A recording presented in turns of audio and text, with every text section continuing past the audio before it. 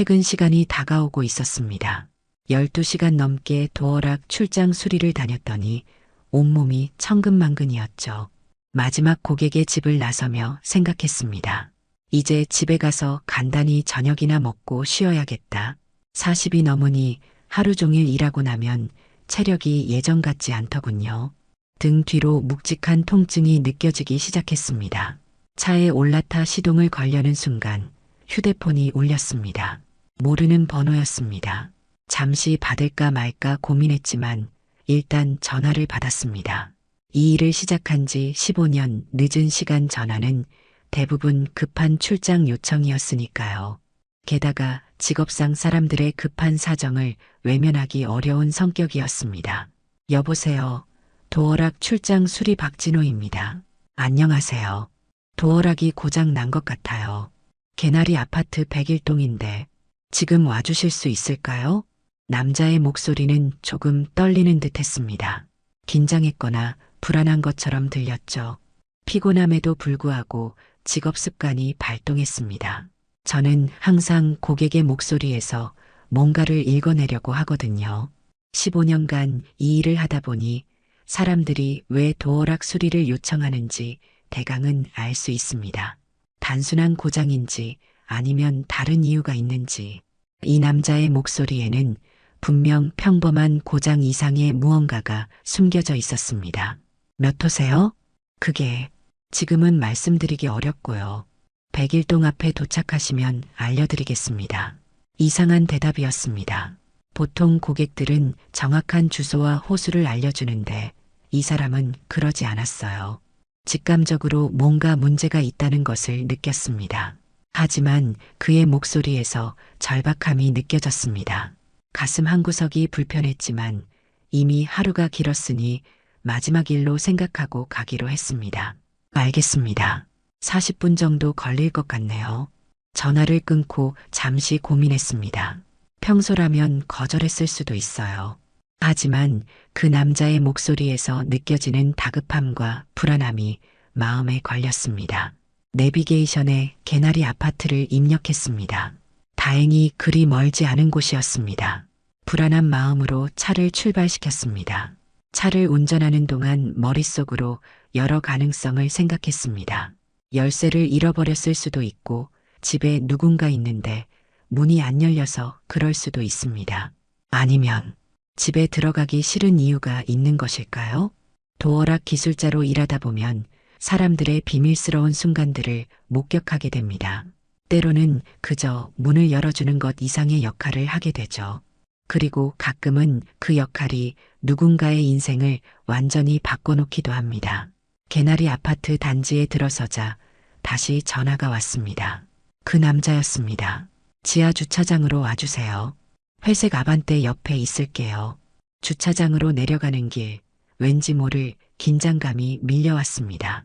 이건 단순한 도어락 수리가 아닐 것 같다는 예감이 들었으니까요. 지하 주차장에 도착하자 한 남자가 서 있었습니다. 40대 초반으로 보이는 단정한 차림의 남자였어요. 얼굴은 굳어 있었고 눈에는 불안함이 가득했습니다. 정장 차림이지만 넥타이는 풀려 있고 와이셔츠는 구겨져 있었습니다. 차에서 내려 그에게 다가갔습니다. 안녕하세요. 전화 주신 분 맞으신가요? 남자는 고개를 끄덕였습니다. 네, 최성호라고 합니다. 도와주셔서 감사합니다. 그의 손은 미세하게 떨리고 있었고 이마에는 식은땀이 맺혀 있었습니다. 뭔가 심각한 일이 있다는 것을 직감했습니다. 15년 경력의 직감이 이건 단순한 도어락 수리가 아니라고 말하고 있었습니다. 온몸에 전율이 일었습니다. 어떤 문제가 있으신가요? 최성호 씨는 주변을 살피더니 낮은 목소리로 말했습니다. 실은 제가 지금 급한 사정이 있어서요. 도어락에 대해 얘기하기 전에 조금만 이야기를 들어주시겠습니까? 저는 잠시 망설였지만 고개를 끄덕였습니다. 그리고 그가 들려준 이야기는 제 예상을 훨씬 뛰어넘는 것이었습니다. 차에 기대어 서서 그의 이야기를 듣기 시작했습니다. 최성호 씨의 목소리는 담담했지만 그 속에 담긴 감정은 폭풍 같았습니다. 그는 말을 이어갔습니다. 저는 보험 설계사로 일하고 있습니다. 오늘 지방 출장을 하루 일찍 마치고 집으로 돌아왔어요. 원래는 내일 저녁에 돌아올 예정이었거든요. 그는 잠시 숨을 고르더니 계속 말했습니다. 깊은 한숨 소리가 어둠 속에서 진하게 울렸습니다. 주차장에 차를 세우고 엘리베이터를 타려는데 우리 아파트 옆에 사는 이웃분이 저를 보고 놀라시더군요. 오늘 오신다고 하지 않으셨어요?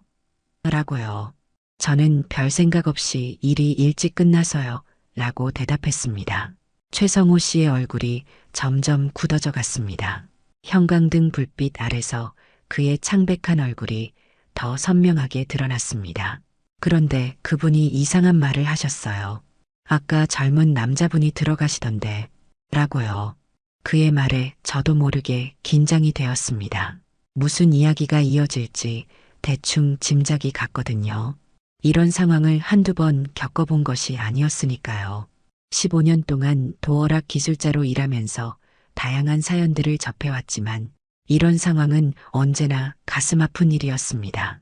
처음에는 택배기사나 수리기사인가 했어요. 하지만 이웃분은 아니에요. 그 남자는 열쇠로 문을 열고 들어갔어요. 라고 하시더군요. 최성호 씨의 눈에 슬픔이 스쳐 지나갔습니다. 그의 목소리가 약간 떨리기 시작했지만 감정을 억제하려고 노력하는 모습이었습니다. 저는 15층에 살고 있습니다. 엘리베이터를 타고 올라가는데 머릿속이 하얘졌어요. 혹시 도둑이 들었나 싶기도 하고, 하지만 직감적으로 그게 아니라는 걸 알았습니다. 그는 잠시 말을 멈추고 깊은 한숨을 내쉬었습니다. 손으로 얼굴을 한번 쓸어내리고 계속 이야기를 이어갔습니다. 문 앞에 도착해서 비밀번호를 눌렀는데 작동하지 않았어요. 비밀번호가 변경된 것 같았습니다. 그래서 카드키를 꺼냈는데 이것도 작동하지 않더군요. 문을 두드렸지만 아무도 나오지 않았습니다. 최성호 씨의 손이 주먹을 꽉 쥐었습니다. 그의 관자놀이에 있는 정맥이 도드라지는 것이 보였습니다. 그때 문 안에서 소리가 들렸어요. 웃음소리였습니다. 남자와 여자의 웃음소리. 그중 하나는 제 아내의 목소리였어요. 순간 저는 숨이 멎는 듯 했습니다. 그의 상황이 눈앞에 그려졌습니다. 자신의 집 문 앞에서 안에서 들려오는 아내와 낯선 남자의 웃음소리를 듣는 그 심정이 어땠을지 그 고통을 상상하니 가슴이 저릿해졌습니다. 귀를 문에 대고 들었습니다. 분명히 남자의 목소리가 들렸어요. 제 아내는 수진이라고 하는데 그 남자가 수진아라고 부르는 소리까지 들렸습니다. 그의 목소리가 떨렸습니다. 분노와 상처, 배신감이 뒤섞인 채 이제는 억누르려던 감정이 조금씩 표면으로 올라오고 있었습니다. 저는 문을 열고 싶었습니다. 하지만 아내가 비밀번호를 바꿔놓았고 카드키도 작동하지 않았어요. 아마도 이중잠금을 해놓은 것 같았습니다. 어떻게든 들어가야 했습니다. 최성호 씨는 주머니에서 신분증을 꺼내 저에게 보여주었습니다. 운전면허증에는 분명 개나리 아파트 101동 1512호라고 적혀 있었습니다. 이게 제 신분증입니다. 제가 정말 이 집 주인이라는 걸 증명하고 싶어요. 그리고 문을 열어주셨으면 합니다. 제 아내가 지금 누구와 있는지 확인하고 싶습니다. 저는 그의 신분증을 자세히 살펴봤습니다. 분명 그가 말한 아파트 주소와 이름이 일치했습니다. 하지만 이런 상황에서 제가 문을 열어줘도 되는 건지 망설여졌습니다. 이런 일은 항상 조심스럽게 다뤄야 했으니까요.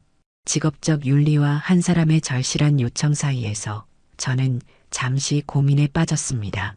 최성호 씨, 제가 도와드리고 싶지만 이런 상황은 좀 민감할 수 있습니다. 혹시 법적인 문제가 생기면 그는 고개를 끄덕였습니다. 그의 눈에는 간절함이 가득했습니다. 이해합니다. 하지만 저는 이 집의 법적 소유주입니다. 제 신분증과 주소가 일치하잖아요. 그리고 제 인생이 걸린 문제입니다. 제발 도와주세요. 그의 간절한 눈빛을 보니 거절할 수가 없었습니다. 게다가 그는 분명히 그 집의 주인이었습니다. 신분증상 주소와 이름이 모두 일치했으니까요. 직업 윤리를 뛰어넘는 인간적인 판단이 필요한 순간이었습니다. 알겠습니다. 도와드리겠습니다. 내 대답에 그의 눈에는 희미한 안도감이 스쳤습니다. 그러나 그것은 잠시뿐이었고 곧 그의 표정은 다시 긴장으로 가득 찼습니다. 무슨 일이 벌어질지 모른다는 두려움 때문이었을 겁니다. 도구 가방을 들고 최성호 씨를 따라 엘리베이터로 향했습니다. 심장이 빠르게 뛰기 시작했습니다. 지금 우리가 목격하게 될 일이 어떤 결과를 가져올지 생각하니 긴장될 수밖에 없었습니다. 한 가정의 운명을 바꿀지도 모르는 순간에 함께하는 것이 부담스러웠습니다. 엘리베이터 문이 닫히고 숫자판에 15을 눌렀습니다. 좁은 공간에 둘만 남겨지자 묘한 긴장감이 감돌았습니다. 최성호 씨는 아무 말도 하지 않았습니다. 그저 정면을 바라보며 서 있을 뿐이었죠. 하지만 그의 표정에서 내면의 폭풍우가 느껴졌습니다. 손은 미세하게 떨리고 있었고 이마에는 식은땀이 맺혀 있었습니다. 이 모든 상황이 그에게는 악몽 같았을 겁니다. 1, 2, 3, 4 층수를 나타내는 숫자가 하나씩 올라갔습니다. 평소에는 금방 지나갈 시간이 지금은 마치 영원처럼 느껴졌습니다. 침묵 속에서 최성호 씨의 숨소리만 조금 거칠게 들렸습니다. 그의 호흡은 점점 더 빨라지고 있었습니다. 8층쯤 올라갔을 때 저는 말을 꺼내봤습니다. 이 무거운 침묵을 깨고 싶었습니다.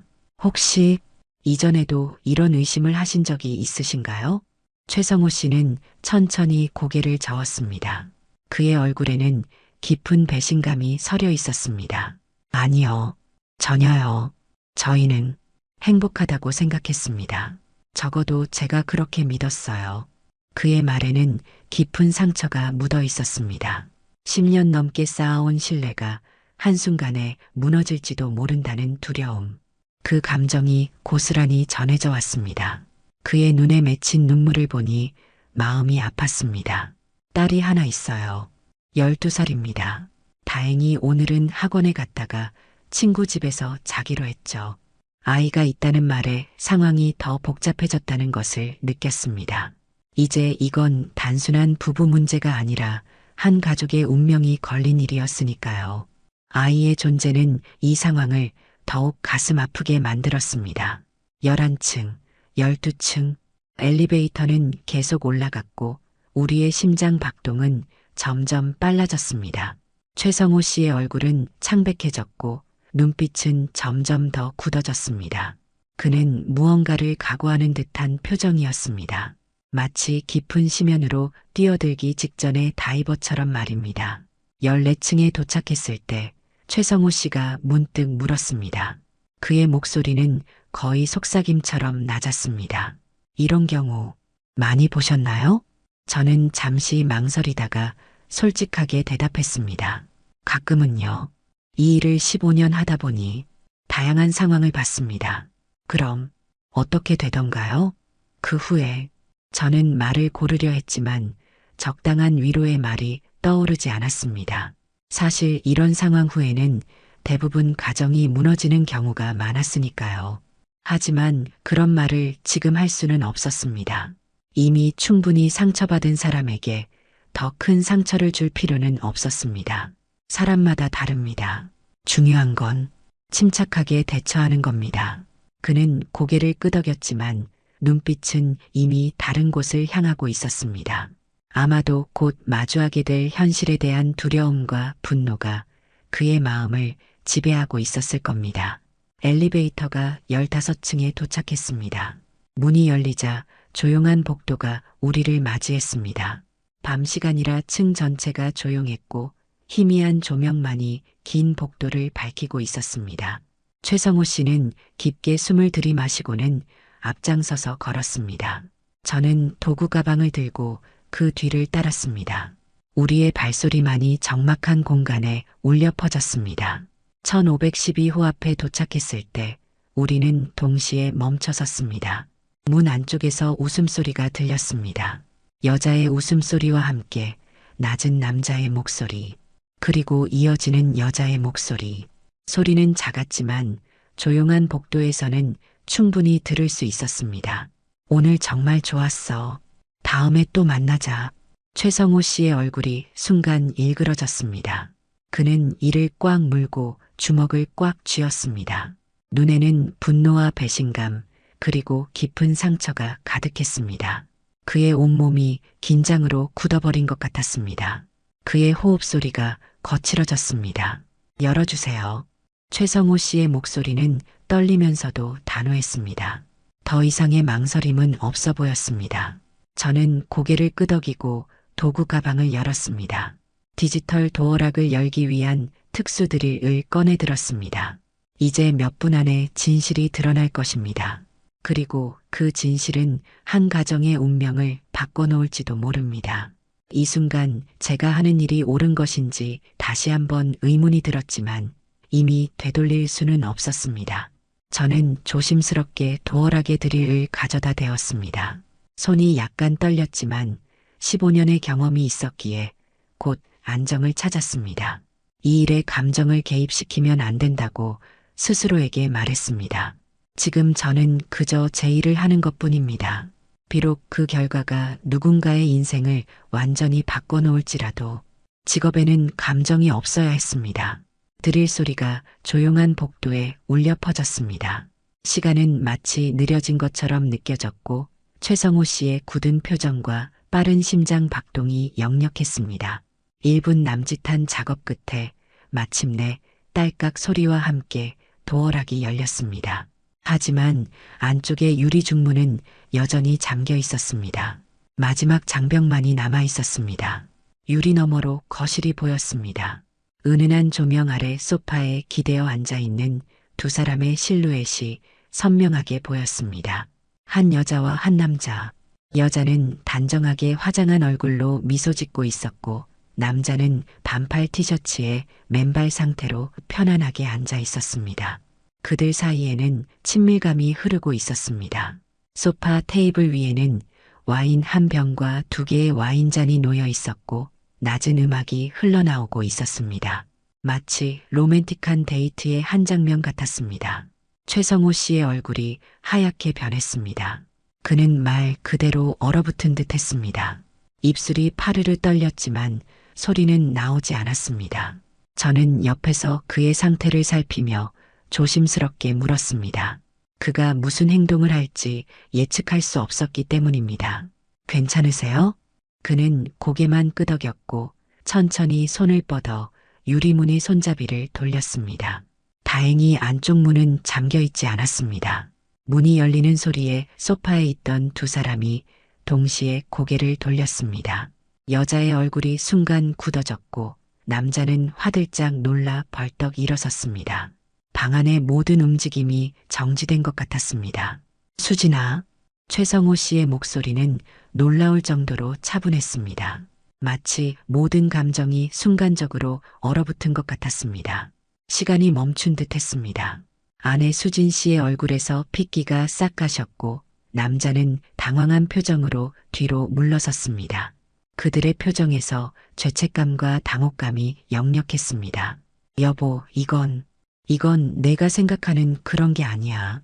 수진 씨가 결국 먼저 입을 열었습니다. 전형적인 변명이었습니다.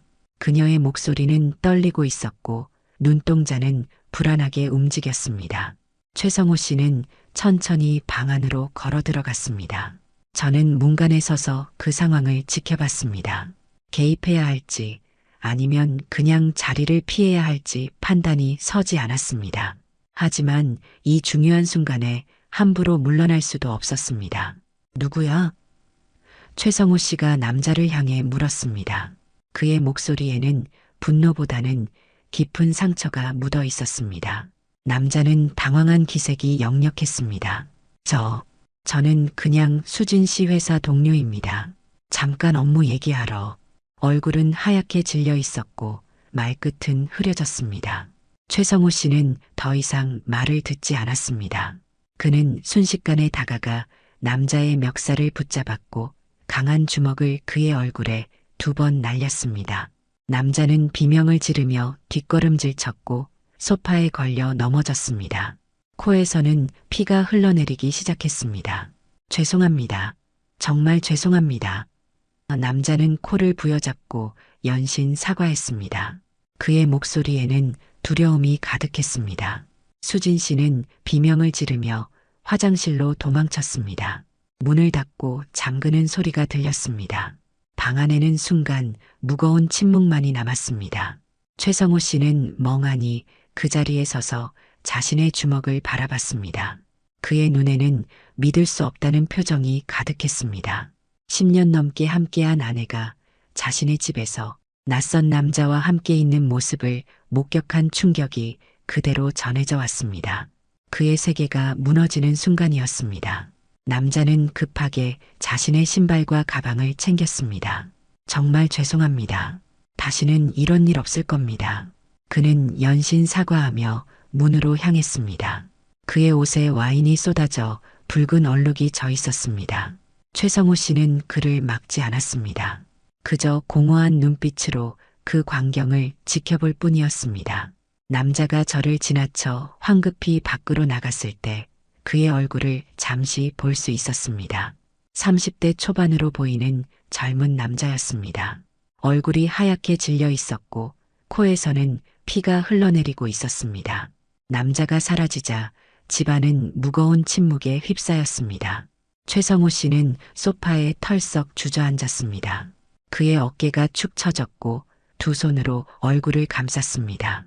화장실 문은 여전히 닫혀 있었고 안에서는 작은 흐느낌 소리가 들려왔습니다.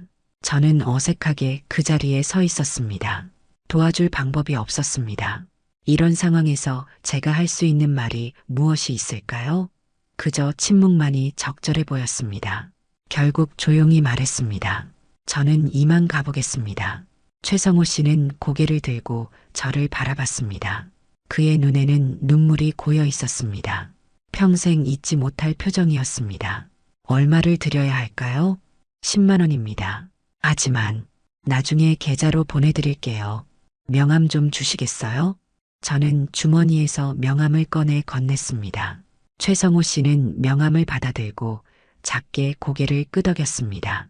그것이 감사의 표시인지 아니면 그저 기계적인 동작인지 알 수 없었습니다. 집을 나서면서 마지막으로 뒤돌아보았습니다. 최성호 씨는 여전히 소파에 앉아 있었고 화장실 문은 닫힌 채였습니다. 한 가정이 무너지는 순간을 목격한 것 같아 마음이 무거웠습니다. 그저 제 일을 한 것뿐인데도 이상하게 죄책감이 밀려왔습니다. 엘리베이터를 타고 내려오면서 생각했습니다. 과연 저들은 이 일 이후에 어떻게 될까? 그리고 한 가지 더 궁금했습니다. 과연 진실을 알게 된 것이 최성호 씨에게 더 나은 선택이었을까? 답을 알 수 없는 질문들이었습니다. 그날 이후로 한 달 정도가 지났습니다. 최성호 씨에 대한 생각이 가끔 머릿속을 스쳐 지나갔지만 여전히 계좌로 돈이 들어오지는 않았습니다. 뭐 그럴 수도 있는 일이라 생각하고 크게 신경 쓰지 않았습니다. 그 상황에서 도어락 수리비는 아마 그의 머릿속에서 완전히 잊혀졌을 테니까요. 평소처럼 저녁 무렵 가게를 정리하고 있을 때였습니다. 문이 열리며 한 남자가 들어왔습니다. 처음에는 누군지 몰랐지만 자세히 보니 최성호 씨였습니다. 한 달 전보다 훨씬 야위어 보였고 눈 밑에는 다크서클이 짙게 내려앉아 있었습니다. 하지만 그의 눈빛은 전과 달리 맑고 단단해 보였습니다. 마치 무언가 결단을 내린 사람 같은 느낌이었죠. 안녕하세요. 기억하실지 모르겠네요. 그가 먼저 인사를 건넸습니다. 네, 물론 기억합니다. 최성호 씨 맞죠? 그를 잊을 리가 없었습니다. 그는 고개를 끄덕이며 봉투 하나를 내밀었습니다. 손은 더 이상 떨리지 않았습니다. 그때 10만 원을 드린다고 해놓고 정신이 없어서 못 드렸습니다. 너무 죄송해서 직접 왔습니다. 봉투를 받으며 저는 약간 당황스러웠습니다. 솔직히 그날 일 이후 최성호 씨가 돈을 보내지 않아도 이해할 수 있다고 생각했거든요. 그런 상황에서 누가 도어락 수리비를 기억이나 할까 싶었으니까요. 괜찮습니다. 이렇게 직접 찾아오시다니. 그는 잠시 주변을 둘러보더니 말했습니다. 실은 그날 이후 이야기를 좀 들려드리고 싶어서요. 시간 괜찮으시면 커피 한 잔 하시겠어요? 무슨 이야기를 하고 싶은지 궁금했습니다. 게다가 이미 가게 정리도 거의 끝난 상태였고요. 저는 고개를 끄덕였습니다. 좋습니다. 여기 근처 카페가 있어요. 가게 문을 닫고 함께 걸어 나왔습니다. 근처 작은 카페로 들어가 자리에 앉자 최성호 씨는 깊은 한숨을 내쉬었습니다. 그의 표정에는 피로함과 동시에 어떤 결연함이 느껴졌습니다. 이혼 소송 바로 걸었습니다. 그리고 상간남 소송도요. 변호사 통해서 다 진행했어요. 그의 담담한 목소리에서 결연함이 느껴졌습니다. 이건 충동적인 결정이 아니라 깊은 고민 끝에 내린 결단이라는 것을 알 수 있었습니다. 그는 커피잔을 두 손으로 감싸 쥐었습니다. 아내는 바로 짐 싸서 친정으로 갔고 딸은 저랑 지냅니다. 아빠가 올 때마다 머리 쓰다듬어줘요. 기특한 아이죠. 그의 목소리가 살짝 떨렸습니다. 딸 이야기를 할 때마다 그의 눈에 복잡한 감정이 스쳐 지나갔습니다. 사랑과 미안함, 그리고 보호하고 싶은 마음이 뒤섞인 듯 했습니다. 그의 손가락이 커피잔 테두리를 천천히 어루만지고 있었습니다. 아이에게 진실을 다 말했나요? 조심스럽게 물었습니다. 네, 나이에 맞게 설명했어요. 12살이지만 이해력이 좋아서 엄마가 다른 남자를 사랑하게 되어 우리 집을 떠났다고요. 물론 구체적인 상황은 말하지 않았습니다. 최성호 씨는 커피를 한 모금 마시고 계속 말을 이어갔습니다. 처음에는 울기만 했어요. 아이가 한 일주일은 학교도 안 가고 방에만 있었습니다. 하지만 이제는 조금씩 적응하고 있어요. 저도 마찬가지고요. 그의 담담한 어조에서 강인함이 느껴졌습니다. 쓰러져도 다시 일어서는 사람, 어떤 상황에서도 앞으로 나아가는 사람이라는 인상을 받았습니다. 그는 잠시 창밖을 바라보다 다시 저를 향해 시선을 돌렸습니다. 아내에게도 그냥 넘기지 않았습니다. 불법 촬영 증거, 도덕적 해이, 양육권 포기 모두 기록했습니다. 그의 말에 깜짝 놀랐습니다. 그런 준비까지 했다니 그가 얼마나 철저하게 이혼을 준비했는지 알 수 있었습니다. 감정적인 대응이 아닌 철저히 준비된 법적 대응이었습니다. 아내는 보험업계에서 일했는데 퇴출당했습니다. 제가 그녀의 지점장에게 영상과 녹취록을 제시했거든요. 업무상 위계 문제까지 더해져 징계 해고됐습니다. 최성호 씨의 눈에는 감정이 없었습니다. 마치 타인의 이야기를 하는 것 같은 냉정함이 느껴졌습니다. 그가 이 한 달 동안 얼마나 큰 상처를 견뎌내야 했는지를 짐작할 수 있었습니다. 그리고 친정 부모에게도 영상이 전달됐어요. 딸은 아예 연락을 끊었고요.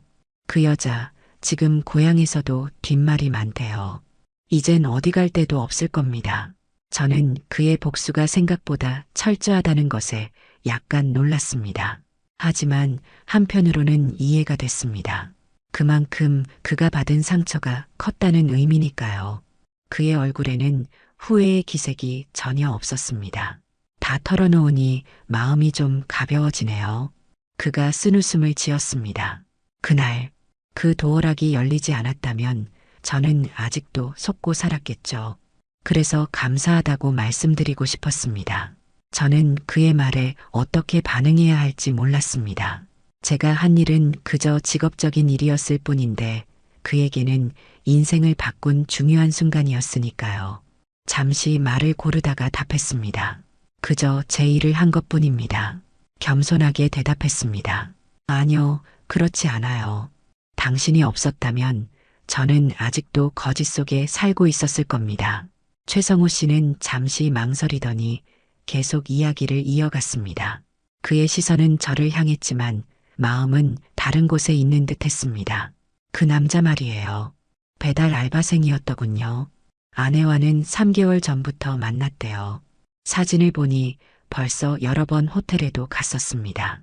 그의 목소리에는 분노보다는 체념이 느껴졌습니다. 마치 모든 감정이 이미 소진된 듯 했습니다. 상간 소송에서 그 남자는 소득도 없고 재산도 없다면서 합의를 거부했어요. 결국 법원에서 3천만 원 배상 판결이 났지만 지금 능력이 없으니 결국 신용불량자가 됐다더군요. 최성호 씨의 눈에는 승리감 같은 것이 비쳤습니다. 잠시의 침묵 후 그는 계속 말했습니다. 그게 다가 아니에요. 지역 커뮤니티에 얼굴이랑 이름까지 다 퍼졌어요. 시내에서 봤다는 사람들 말로는 폐인처럼 살고 있다더군요. 다니던 알바도 쫓겨났고 어디 가도 손가락질 받고 소셜 미디어에는 그 남자 사진이랑 함께 이 사람 맞나요? 이런 댓글이 올라오고요. 그의 말에 저는 복잡한 심정이 들었습니다. 한편으로는 이런 철저한 복수가 정당하다고 생각되기도 했지만 다른 한편으로는 그것이 또 다른 비극을 낳을 수도 있다는 우려도 들었습니다. 지금은 자기 고향으로 도망쳤다는 소식을 들었어요. 서울에선 더 이상 버티기 힘들었나 봐요. 최성호 씨는 시계를 확인했습니다. 시간이 꽤 흘렀군요. 이제 가봐야 할 것 같네요. 딸이 기다리고 있을 테니까요. 그가 자리에서 일어났고 저도 따라 일어났습니다.